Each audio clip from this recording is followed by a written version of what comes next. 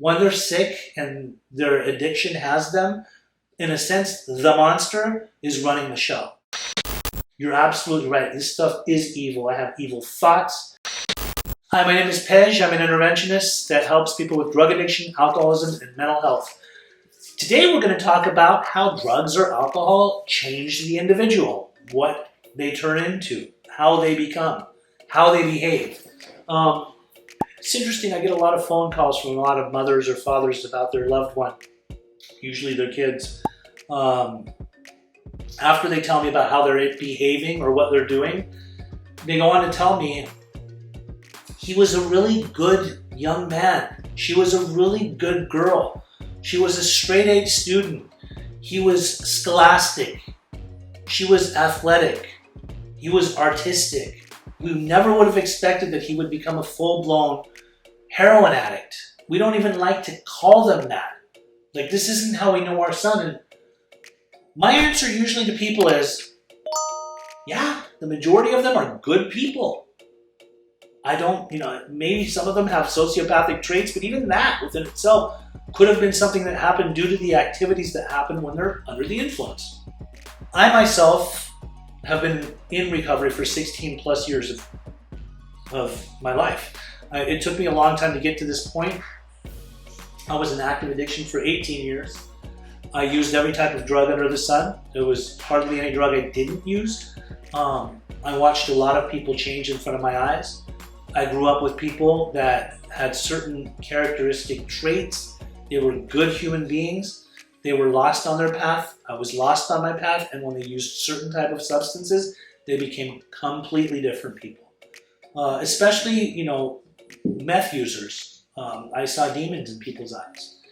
Why did they become this way? I often get phone calls now or texts from people that tell me about their husbands, about their wives, about their children that are doing meth, or they're doing fentanyl. And why have they changed so much? They were prestigious, they were good, they were on their way to success, they were ambitious. How could someone turn into what they've become? We never would have expected this from them. And really what happens is when people are in the throes of their addiction, they definitely are overtaken. Like, I have to sometimes simplify it for people when I'm talking to somebody whose loved one is deep in their addiction, that what you were raising, the individual that you were raising, who they were, and all the goodness that you saw within them at a certain time, they've been overtaken by a monster, if you will. The monster is the disease of addiction. The monster could be alcoholism. Now, some people don't like to call it a disease.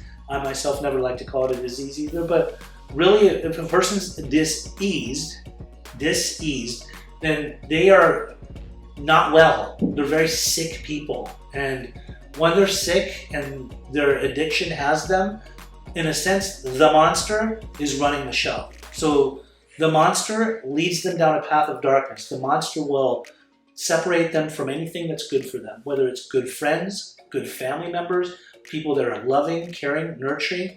The monster will take advantage of some of those family members, and when they're enabling and they're giving things to them, it is basically putting fuel in the monster's fire. Basically, the power that the monster has over the individual is not themselves. Usually it's about 85 to 95% of the monster is in charge, and there's a little teeny soul within the person that's about 5%, if that, that's screaming, help me.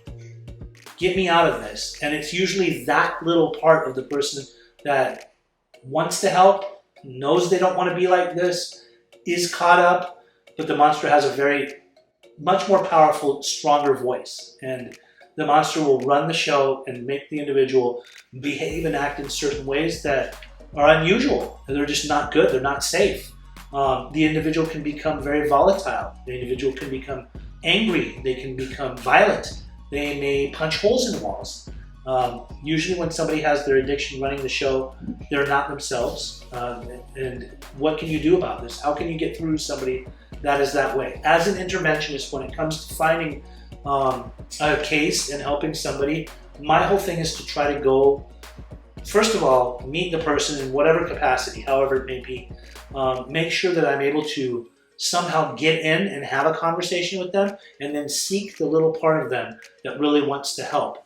But it takes a lot to be able to get past the monster. That's what we're just calling it today, right? The addiction is so overpowering. It doesn't want anybody like me to come along and interrupt its process. I can become the enemy for that individual. And that's because the monster wants to separate that individual from them and from the world, from anybody, from anything that's good for them, and take them on this dark path. A lot of times people that go into psychosis have given their addiction so much power that because of their brain chemistry or the chemicals in their brain and the amount of drugs that they're using, they go into this drug-induced psychosis, which then the monster really has them because now they don't have any mental capacity to make any good decisions for themselves. But even they can be saved, I believe, in most cases. A lot of times I've dealt with people that are in full flight from reality and you never think that they're going to come back. But if I can just get in and have a conversation with them, we want to try to bring them back to a normal state. You'd be surprised, a lot of times when I hear these parents tell me they were such good kids and I don't know, we never expected this from them. You're absolutely right. We want to try to get them back into that phase. We want to get them to get sober so that they can come and achieve everything they ever dreamed of and then some. They could go the extra mile. But it's not easy to do this, but it's not impossible. Always stay hopeful. Always know that there is light at the end of the tunnel. If you're struggling yourself and you're watching this and you're in addiction and you don't know how to get out, we can always talk. Let's try to get you away from that monster that's running your life. It's interesting too, whenever I talk to people about meth addiction, people that are really, really struggling and don't know how to get off of it, whenever I say that stuff is evil or it's like the devil's dandruff or the devil pretty much, you're dancing with the devil when you're doing that stuff. Not to say other drugs aren't dancing with the devil, but it's something about that particular drug. They always tell me, you're absolutely right, this stuff is evil. I have evil thoughts, I act evil, I behave evil, and the truth of the matter is we want to try to get you away from that. I was caught up in it for a long time. It engulfed me. I didn't care about my mom. I didn't care about my family. I didn't care about my loved ones. All I cared about was getting one more hit and getting one more bag. And a lot came with that. I crashed a lot of cars. I was incarcerated. I was punching holes in walls. I was unapproachable. Sometimes I was able to hold jobs and then I lost jobs because the monster was running the show. I was basically letting the monster do its thing just so that I could nurture the addiction and continue to keep getting high. And underneath all of that, one of the main reasons I was doing this, obviously, was to feel good from the drugs, but also to numb out and not have to be faced with my trauma, be faced with my reality. And finally, when I did get to a place where I did get the help, everything changed. Again, I'm Pej, I'm an interventionist. Let's talk, 310-596-9356. I'm here to talk to you.